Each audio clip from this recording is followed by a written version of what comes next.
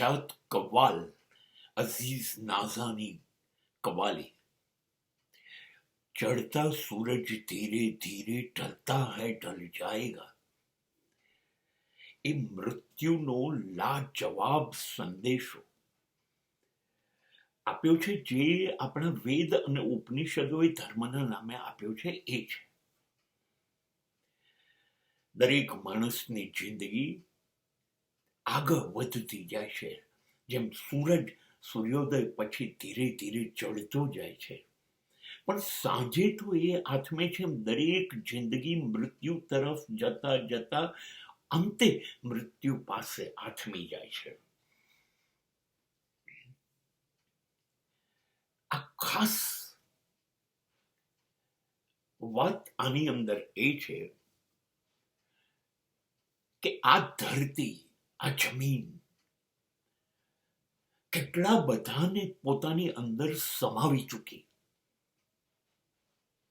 कैसे कैसे रुस्तम को यहां खाक में मिला डाला. કેટલાને આ ધરતી ખાઈ ગઈ. એ સિકંદર હોય કે હલાકુ હોય કે પોરસ હોય, બધાને આ ધરતી ખાઈ ગઈ. અહીં કાયમ કેવી રીતે રહેવાય?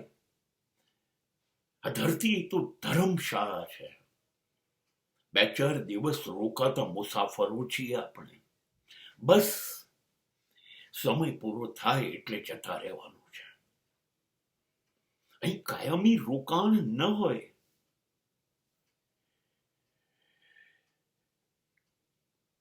આ જિંદગી મારી છે અને એ મને કાયમ માટે મળી છે. એ બ્રહ્મા ના રહે. જિંદગી ક્યારેય કોઈની કાયમ માટે થઈ નથી. અને જે લોકો જિંદગી સમજી ગયા ને એને ખબર પડી ગઈ છે કે જિંદગી ક્યારેય કોઈની થઈ નથી. જિંદગી હાથમાંથી સરકી જ જવાની છે. મૃત્યુ નિશ્ચિત છે.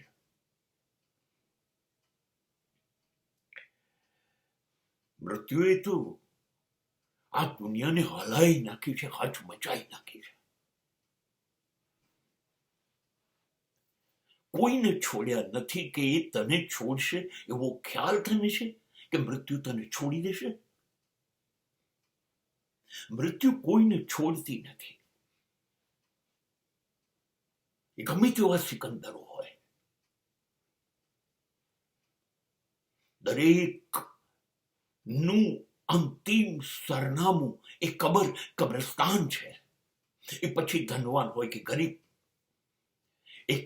એ પછી મૌલવી હોય કે સાદો સીધો માણસ, ધર્માત્માઓ હોય કે મુલ્લાઓ હોય, કોઈને છોડતી નથી. બધાએ મૃત્યુ સ્વીકારવાનું છે અને માટી ભેગા થવાનું છે. શું જોઈને તું દોડધામ કરે? નથી કશું રહેવાનું.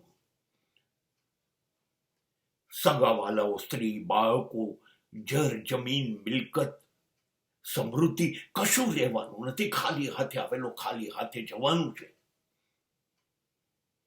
અને કોઈ સગાઓ પણ તારી જોડે આવી શકવાના નથી. આવશે તો સ્મશાન સુધી આવશે. કાં તો તને અગ્નિ સંસ્કાર આપશે ને કાં તો તને કબ્રસ્તાનની અંદર, કબરની અંદર માટીમાં નાખી દેશે અને તારી ઉપર માટી નાખીને તને દાટી દેશે, તને દફનાઈ દેશે અને કેટલાક દિવસો પછી રડતા રડતા તને ભૂલી જશે. પછી તારી પાછળ કોઈ રડશે પણ નહીં. તો કઈ જિંદગીની વાત કરે છે? સિકંદરો આયા હતા ત્યારે આખી દુનિયા જીત્યા હતા. એવો ઉત્સાહ હતો, એવી તાકાત હતી, શક્તિ હતી, અને છેલ્લે કશું રહ્યું નહીં. બધું અહીંયા મૂકી દીધું ને ખાલી હાથ બહાર રાખ્યા, ખાલી હાથે જતો રહ્યો. તો તું કેવી રીતે બધું લઈને જઈશ? અને જે લોકો બહુ પ્રતિષ્ઠા, જે શક્તિ, બહુ હિંમત અમારી છે, એની ઉપર અભિમાન કરતા હતા જે લોકો, છાતી ખેંચીને ચાલતા હતા. એનો પ્રભાવ, એની પ્રતિભા એટલી બધી હતી.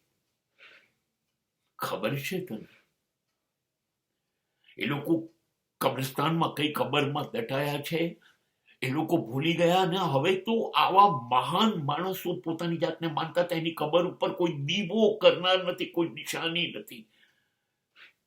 અને તું અહીં રહી જઈશ, તું સમ્રાટ છું અહીંયા. આ જિંદગી છે જેમાં જે મેળવ્યું એ બધું અહીંયા મૂકીને જવાનું છે, કશું લઈને નથી જવાનું. मौत सबको आनी है, कौन यहां से छूटा है. मौत ने जमाने को दिखा डाला. મૃત્યુએ બધી અકડ કાઢી નાખી. એ ગમે તે હોય, એને કોઈની શરમ ભરી નથી. અંત નિશ્ચિત છે. માટીમાંથી આયા ને માટીમાં ભળી જાઓ. જે લઈને આવ્યા છે કશું ખાલી હાથ. અહીંયા બધું ભેગું કર્યું, અહીંયાથી બધું મૂકીને ખાલી હાથે જતા રહો. કોઈ તમારું હતું નહીં ને કોઈ તમારું રહેશે નહીં. ક્યારેય તમારી પાછળ કોઈ રડશે નહીં. આ સમય છે ત્યાં સુધી લોકો યાદ કરશે, પછી સમય બાદ તમને ભૂલાવી દેશે. તમે રાખ છો, તમે માટી છો. માટે સભાંતર જિંદગીમાં મૃત્યુની તૈયારી નહીં કર, જાગી જા. મૃત્યુને પ્રત્યે જાગી જા. તારા કર્મો પ્રત્યે જાગી જા. તારા કર્મો કરતા વિચાર કર. પાપ કરવાનું રોકી દે, કબૂલ કરી લે કરેલા પાપ અને રોકાઈ જા. ખોટા કર્મો ન કર, કેમ કે એ તારે જ પછી ભોગવવા પડશે. મૃત્યુ તો અહીંયા માફ નહીં કરે, પણ મૃત્યુ બાદ તારો આત્મા જ્યારે જ્યાં જશે ત્યાં આત્મા ને અલ્લાહ કે ઈશ્વર કોઈ માફ નહીં કરે. આ છે નરી જિંદગી અને મોતની વાસ્તવિકતા.